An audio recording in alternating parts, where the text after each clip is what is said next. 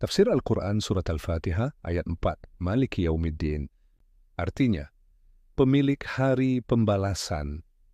Tafsir ringkas Kementerian Agama. Dialah satu-satunya pemilik hari pembalasan dan perhitungan atas segala perbuatan, yaitu hari kiamat. Kepemilikannya pada hari itu bersifat mutlak dan tidak disekutuai oleh suatu apapun. Tafsir tahlili. Sesudah Allah menyebutkan beberapa sifatnya, yaitu Tuhan seluruh alam yang Maha Pengasih, Maha Penyayang, maka diiringinya dengan menyebutkan satu sifatnya lagi, yaitu menguasai hari pembalasan. Penyebutan ayat ini dimaksudkan agar kekuasaan Allah atas alam ini tak terhenti sampai di dunia ini saja, tetapi terus berkelanjutan sampai hari akhir. Ada dua macam bacaan berkenaan dengan Malik. Pertama, dengan memanjangkan ma, dan kedua, dengan memendekkannya.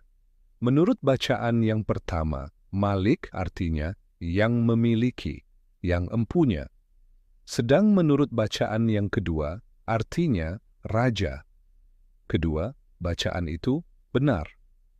Baik menurut bacaan yang pertama ataupun bacaan yang kedua, dapat dipahami dari kata itu arti berkuasa dan bertindak dengan sepenuhnya. Sebab itulah diterjemahkan dengan yang menguasai. Yaum artinya hari, tetapi yang dimaksud di sini ialah waktu secara mutlak. Ad-diin banyak artinya, di antaranya 1. Perhitungan, 2. Ganjaran, pembalasan, 3. Patuh, 4. Menundukkan, dan syariat agama. Yang selaras di sini ialah dengan arti pembalasan. Jadi Maliki Yaumiddin maksudnya Allah itulah yang berkuasa dan yang dapat bertindak dengan sepenuhnya terhadap semua makhluknya pada hari pembalasan. Sebetulnya pada hari kemudian itu banyak hal yang terjadi, yaitu kiamat, kebangkitan, berkumpul, perhitungan, pembalasan. Tetapi pembalasan sajalah yang disebut oleh Allah di sini, karena itulah yang terpenting.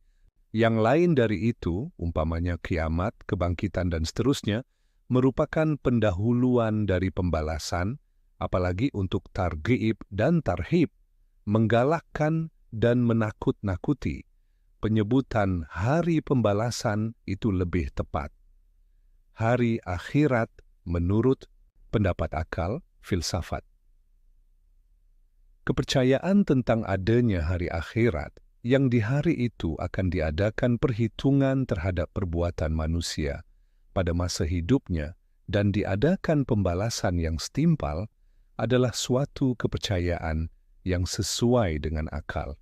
Sebab itu adanya hidup yang lain sesudah hidup di dunia ini bukan saja ditetapkan oleh agama, tetapi juga ditunjukkan oleh akal. Seseorang yang mau berpikir tentu akan merasa bahwa hidup di dunia ini belumlah sempurna, perlu disambung dengan hidup yang lain. Alangkah banyaknya orang yang teraniaya hidup di dunia ini telah pulang ke rahmatullah sebelum mendapat keadilan. Alangkah banyaknya orang yang berjasa kecil atau besar belum mendapat penghargaan atas jasanya. Alangkah banyaknya orang yang telah berusaha memeras keringat, membanting tulang, tetapi belum sempat lagi merasakan buah usahanya itu. Sebaliknya, alangkah banyaknya penjahat, penganiaya, pembuat onar, yang tak dapat dijangkau oleh pengadilan di dunia ini. Lebih-lebih kalau yang melakukan kejahatan atau aniaya itu orang yang berkuasa sebagai raja, pembesar, dan lain-lain. Maka, biarpun kejahatan dan aniaya itu telah merantai bangsa seluruhnya, tidaklah akan digugat orang, malah dia tetap dipuja dan dihormati.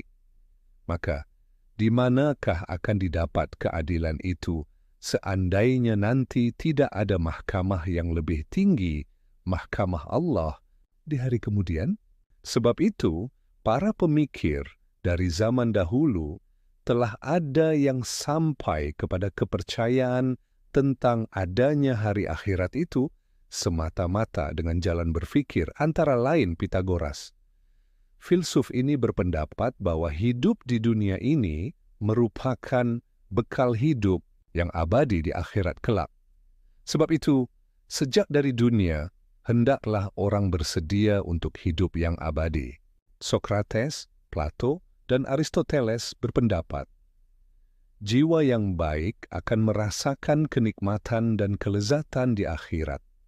Tetapi bukan kelezatan kebendaan, karena kelezatan kebendaan itu terbatas dan mendatangkan bosan dan jemu.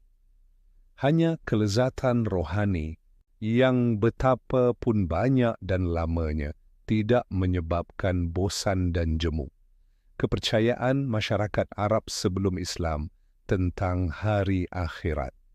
Di antara masyarakat Arab sebelum Islam terdapat beberapa pemikir dan pujangga yang telah mempercayai adanya hari kemudian, seperti Zuhair bin Abi Sulma yang meninggal dunia setahun sebelum Nabi Muhammad SAW diutus Allah sebagai Rasul. Ada pula di antara mereka yang tidak mempercayai adanya hari kemudian. Dengarlah apa yang dikatakan oleh salah seorang penyair mereka. Hidup, sesudah itu mati, sesudah itu dibangkitkan lagi. Itulah cerita dongeng, hai Fulan. Karena itu, datanglah agama Islam membawa kepastian tentang adanya hari kemudian. Pada hari itu akan dihisap semua perbuatan yang telah dikerjakan manusia selama hidupnya, besar atau kecil. Allah berfirman, "Faman ya'mal mithqala dzarratin khairan yarah, wa man ya'mal mithqala dzarratin syarran yarah." Artinya, maka barang siapa mengerjakan kebaikan seberat zarrah, niscaya dia akan melihat balasannya. Dan barang siapa mengerjakan kejahatan seberat zarrah, niscaya dia akan melihat balasannya.